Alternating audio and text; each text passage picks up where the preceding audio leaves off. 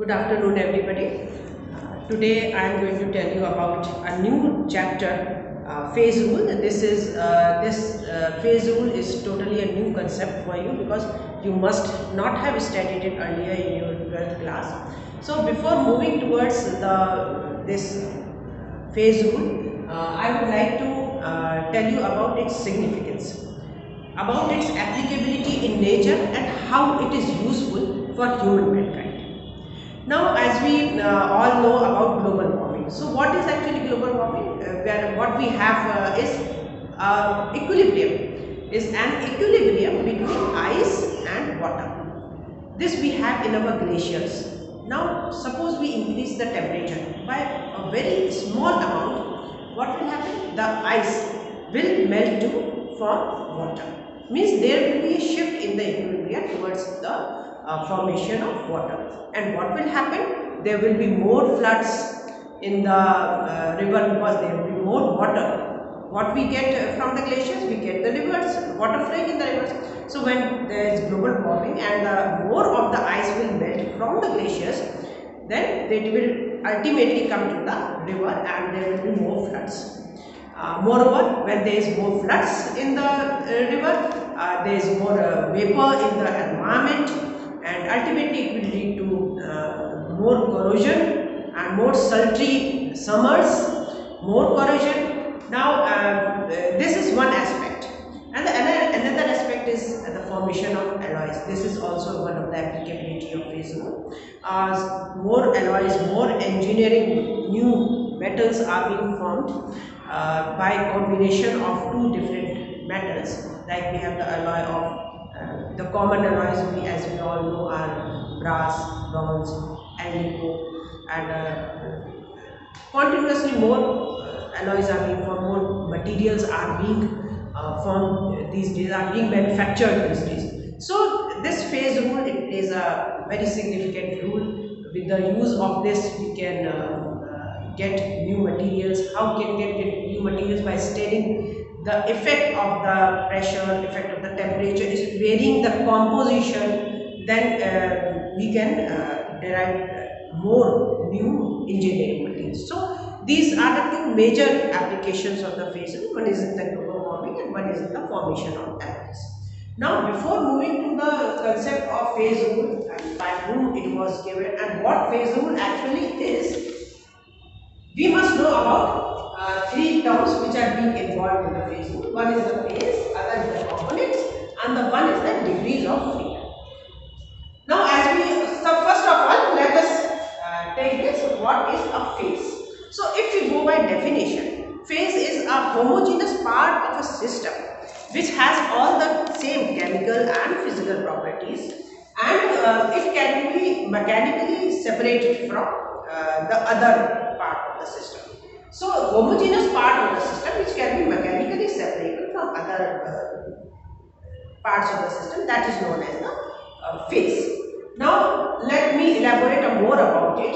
As we all know about the three states of matter: solid, liquid, and gas. So, we can say that these are the three phases. But if we go deep into this topic, we find, suppose we take liquid, we take a beaker, and we take some water in it.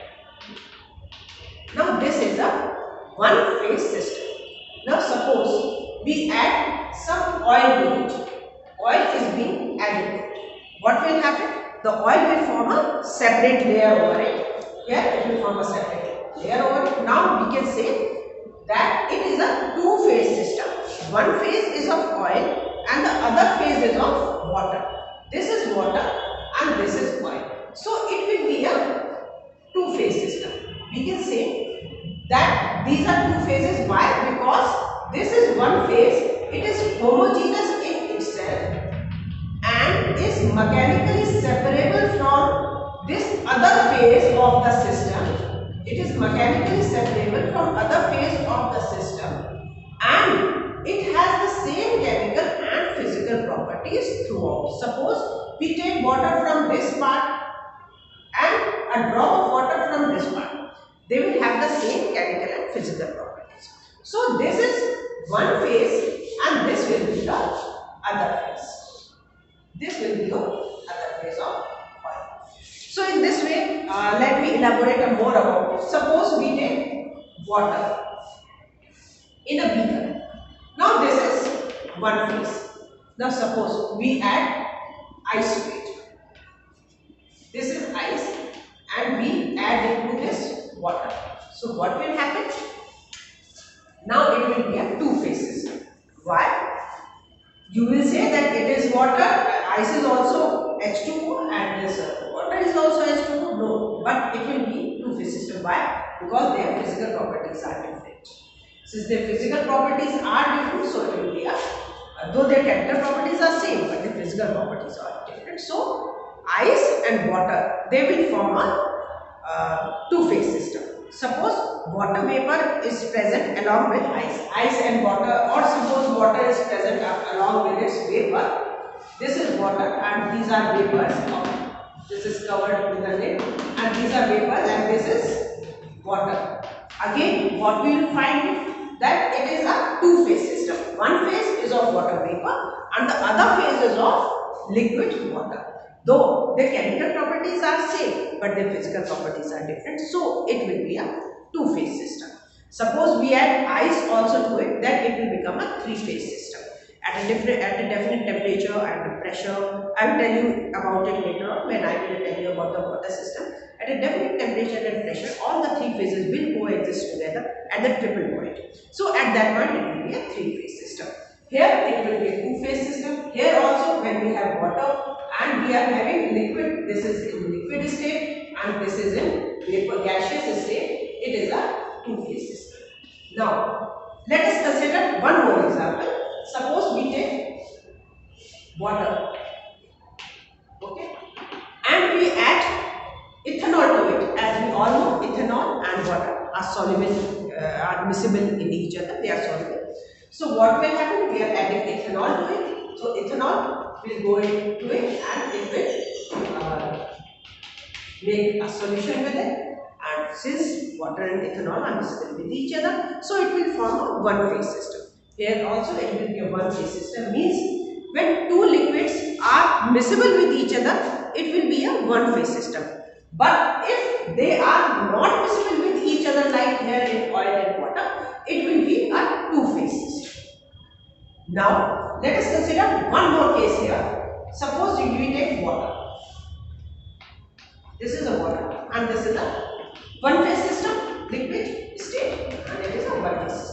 Suppose we add sugar to it. We are adding sugar to it. When we will add sugar to it, the sugar will be dissolved in it. And when it is dissolved, it will make a sugar solution. Whenever we take a drop from here or we take a drop from this solution of water and sugar will constitute a one-phase system. Water and sugar means it is an aqueous solution of sugar. It will be a one-phase system. But if we make a saturated solution of this sugar, suppose we make a saturated solution of this is solution of water and sugar, and suppose we are making it a saturated solution. What will happen in the saturated solution? A small amount of the solid sugar will settle in the beaker over here. This is solid sugar. This is saturated solution. Saturated solution of sugar. Some amount of solid sugar will be over here, and the other thing is the solution of the salt of sugar and water. So it will constitute a two-phase system, since one is the solid phase and other is the liquid phase. This will be similarly. If we take salt and water, we take aqueous solution of NaCl, salt and water. Again, it will be a one-phase system, but a saturated solution of NaCl in water, it will again be a two-phase system. One will be the undissolved portion of NaCl which settles down in the beaker, and the rest will be the aqueous solution of NaCl. So in this way, we see that, let me comprehend it in one go. Suppose this is for a liquid, how many phases are we encounter when we take a liquid. Suppose we take only water, it is a one phase system. If we add oil to it, which is not miscible in it, it will be a two phase system. This means that the liquids which are not miscible with each other, they will form separate phases. Suppose there were three liquids which were not miscible with each other, then it would have been a three phase system. Moreover, if we add ice to it, it will be a two phase system, because ice is again a solid phase and this is a liquid phase. It will be a two phase system. And here we are having, if we are having liquid and we are having water vapor with it, though their chemical properties are same, but still it will be a two phase system. Here we see, if the two liquids are miscible with each other, means if they mix with each other, then it will be a one phase system. Similarly, if we add sugar to water, then it will be a one phase system. But if we are making it a saturated solution, means some amount of solid sugar deposits in the bottom, then it will be a two phase system. Similarly, if we take NaCl and water, means salt and water, again it will be a one phase system. But if we are making a saturated solution of salt and water, then it will be a two phase system. Now come to the solid state.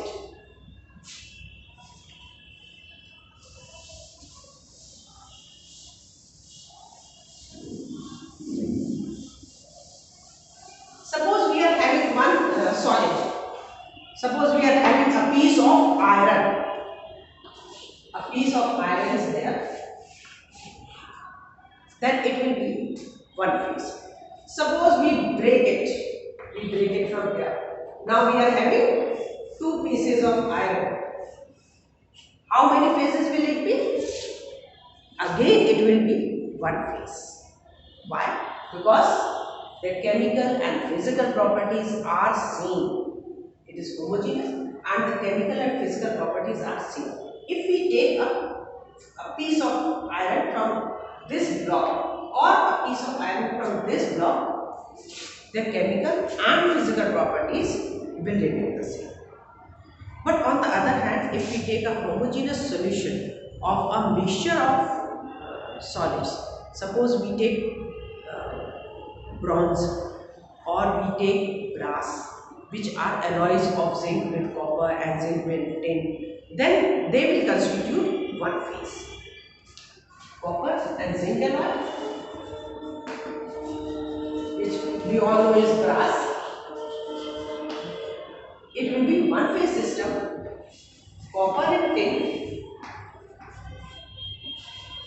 bronze,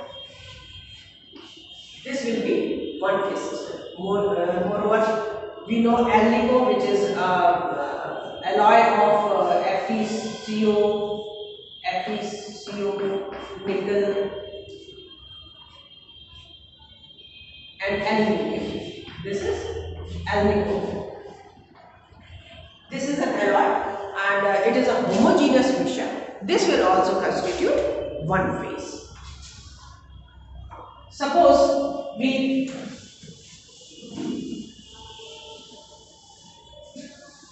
we are having a piece of ice. Suppose we are having a piece of ice. This is ice. And we crush it to powder. Again it will be one phase system. Now let us suppose we are having sulfur, and as we all know that solid sulfur, it exists in two forms. I am taking sulfur because it is in your course and you will study the sulfur system. So उससे थोड़ा सा अच्छी तरह से हम लोगों को समझ में आ जाएगा. Sulfur, it exists, the solid sulfur, it exists in two forms. One is the raw bit and other is the mono.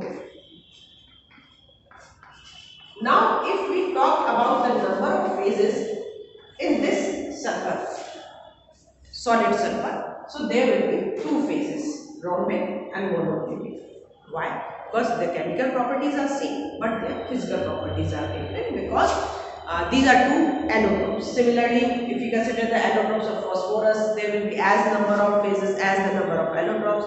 Allotropes of carbon like graphite and powder carbon, diamond, they will be having as number of phases as the number of allotropes. Now we come to the gaseous state. As we all know that gases mix freely with each other and form homogeneous solution. So all the gases which do not react with each other and they mix freely with each other, like we have air. Air is a mixture of gases. Air is a mixture of oxygen, nitrogen, carbon dioxide, water vapor. So it is a mixture of gases, so it will constitute one phase only. So gases, they always constitute, which do not react with each other, they will always constitute one phase only. Now let us consider a bit a chemical example, chemical process example, like decomposition of calcium dioxide. Sorry, calcium carbonate. Let us consider decomposition of calcium carbonate. So when calcium carbonate decomposes, it will form calcium oxide and carbon dioxide. Now here, calcium carbonate is in solid state, calcium oxide is also in solid state, and this is in gaseous state. So if we talk about the physical state, then we will say that there are two physical states only. One is the solid state and another is the gaseous state. But if we are talking about the phase and we are studying the phase equilibrium, then what we will say, that there are two phases of solid and one phase of gas. So in total there are three phases present in the decomposition of calcium carbonate. Two phases are solid phases and one is the gaseous phase. And I think that's all about it. And now I will tell you about the components. What are the components when we are talking about the phase equilibrium? So as we all know that the water system consists of ice, of the liquid water and the water vapor. Now these all can be represented by one chemical entity, that is H2O. We can represent ice by H2O, liquid water by H2O and water vapor also by H2O. So we are representing this system in equilibrium by taking only one chemical entity, and that is H2O. So we can say that it is a one component system. So what we can say about component? Component is the minimum number of the chemical entities which are required to describe all the phases which are in equilibrium. Here we can see that we can describe this water system which is having ice, water and water vapor in equilibrium by a single chemical entity, and that is H2O. Now let us come to the sulfur system. As we all know, the sulfur system, it is having two solid phases. One is the monoclinic, another is the rhombic, and we are having sulfur in the liquid form also and sulfur in the vapor form also. We will see, I will teach it to you when we will deal with the sulfur system. So there are four phases, though at equilibrium there are three phases only. So when there are four phases, sulfur rhombic, sulfur monoclinic, these two are solid phases, and one is the liquid phase and one is the vapor phase. So we can explain all these phases by a single chemical entity, and that is sulfur phase. We can explain all these phases by a single chemical entity, that is S. So again, it is a one component system. The minimum number of required chemical entities to explain all the phases in equilibrium, that is only one. So it is a one component system, just like we have seen in the water system. Now let's come to a decomposition of calcium carbonate. Let's see how many components are there in calcium carbonate. So calcium carbonate, when it decomposes, this is the equilibrium, and at a certain time this calcium carbonate will stop decomposing, and the system will have calcium carbonate in solid form, calcium oxide in solid state, and carbon dioxide in the gaseous state. So in fact, there will be two solid phases. One is calcium carbonate in the solid state, calcium oxide in solid state, and carbon dioxide in gaseous phase. So there will be three phases, two of the solid phases and one will be the gaseous phase. Now I will tell you how will we define the components here. This is a bit complex and it will help you to understand the basic concept of components. As I have told you that components are the minimum number of the chemical identities which we need to define the whole system. Let's take the case of decomposition of calcium carbonate. Just now I have told you that it consists of two solid phases and one is the gaseous phase. So there are three phases. Two are solid phase and one is gaseous phase. Now let us see about how many components will be there. Means how many minimum number of chemical entities we need to explain all the phases, to describe all the phases. Now first of all, let us take two chemical entities, calcium oxide and carbon dioxide, means CaO and CO2, and let's see, can we explain all the three phases by taking these two chemical entities? Let's take this phase CaCO3. This is the solid phase, one of the solid phase, CaCO3. Now let's see how can we define CaCO3 by taking two chemical entities CaO and CO2. So we see that we can explain CaCO3 by CaO plus CO2, and we can explain the other phase CaO. This is also solid phase by CaO plus 0 CO2. It will explain this CO2. Now let's see, can we explain this CO2 phase by taking CaO and CO2? Yes, CO2 is explained by 0 times of CaO plus CO2. So we can explain all the three phases by taking only two chemical entities. So two chemical entities are required to explain all the phases. We can see by taking other chemical entities also. Let's take, here we have taken CaO and CO2. Now here let's take CaCO3 and Ca. Means CaCO3 and Ca, and we will see that whether we can explain all the phases by taking these two chemical entities. So let's take first phase, that is CaCO3. How can we explain CaCO3 by this? CaCO3 plus 0 times of CO. We'll explain this CaCO3 phase. Let's take Ca and just see how we will explain this phase. 0 times of CaCO3 plus CaO. Now take carbon dioxide phase and let's see, can we explain it by taking these two chemical entities CaCO3 and Ca. This is also possible by placing a negative sign over here. So while explaining the components, we can take into consideration the zero amount also as well as the algebraic sign also into consideration to explain the number of components. We are taking the composition of CaCO3 and CO and placing a negative sign when we have to explain this composition of this phase CO. Similarly, we can place 0 when we have to explain the composition of this phase CO. So we see that by taking only two chemical entities, we can explain all the three phases for the decomposition of calcium carbonate. Consider the case of decomposition of phosphorus pentachloride, PCl5, decomposition of PCl5. PCl5 is in solid state, it will decompose to PCl3 in liquid state and plus Cl2 in the gaseous state. So in fact there are three phases, one liquid, one solid and one the gaseous phase.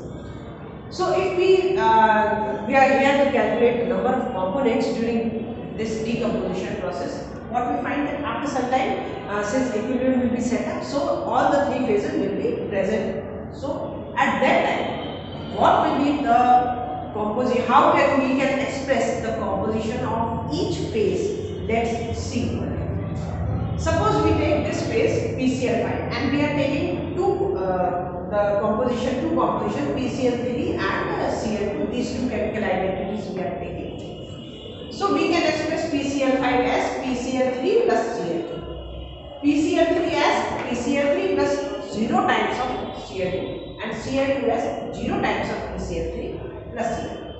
Now similarly, as I have just described in the calcium carbon dioxide carbonate case also, by taking two chemical entities, we can express all the three phases of this system of decomposition of pentachloride. Similarly, if we consider PCl5 and PCl3, we can describe all the three phases by considering two chemical entities also. So how many minimum number of chemical entities we require here? We require only two chemical entities, and all the three phases which are in equilibrium in the system, this system of decomposition of phosphorus pentachloride can be explained.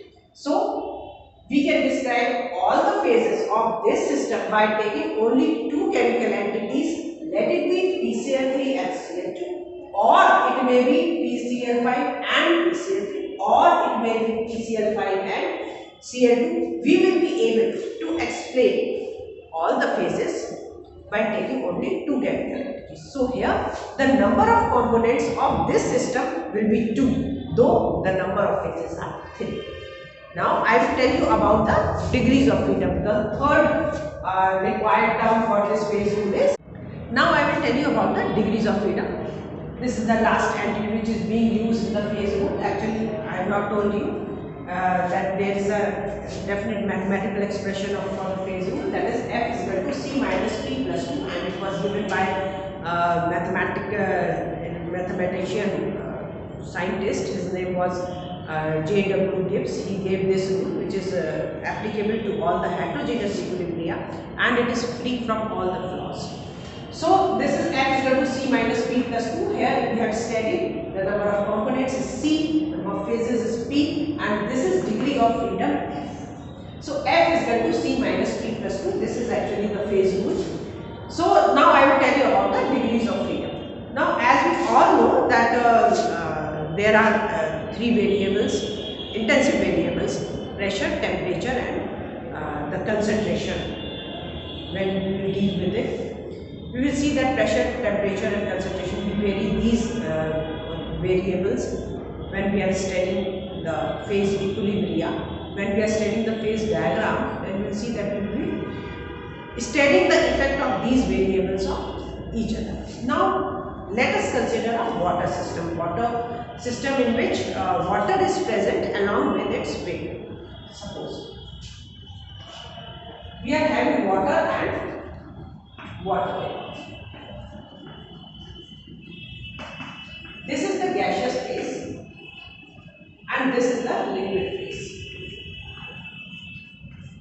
So before moving to this water and water phase, means this is a two phase system. Let us consider a gaseous phase. Suppose we are having gaseous phase, it is a one component system. I have told you it's a one phase system. Sorry, gaseous phase is a one phase system. Now suppose it is a one component also, like we take pure carbon dioxide or we are taking pure nitrogen or pure hydrogen, then it is a one component system also. Now we are having pressure, volume and temperature, and they all are related in way. Suppose first of all let us take a gaseous system, in which we are having the variables. Just now I have told you, pressure, temperature and volume, and they are related as the equation of state. PV is equal to N. This we all know. N is number of moles, R is the gas constant, T is the temperature, P is the pressure and V is the volume. So the variables are pressure, volume and the temperature, and these are related as equation of state.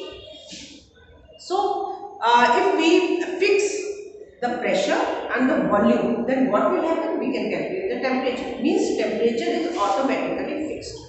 So how many variables we need to fix To define the system, pressure and volume and the temperature will be fixed, or if we fix the pressure and the temperature, then volume will automatically be fixed, or if we fix the volume and the temperature, then the pressure will automatically be fixed. So how many variables we need to fix in order to define the system completely? That is 2.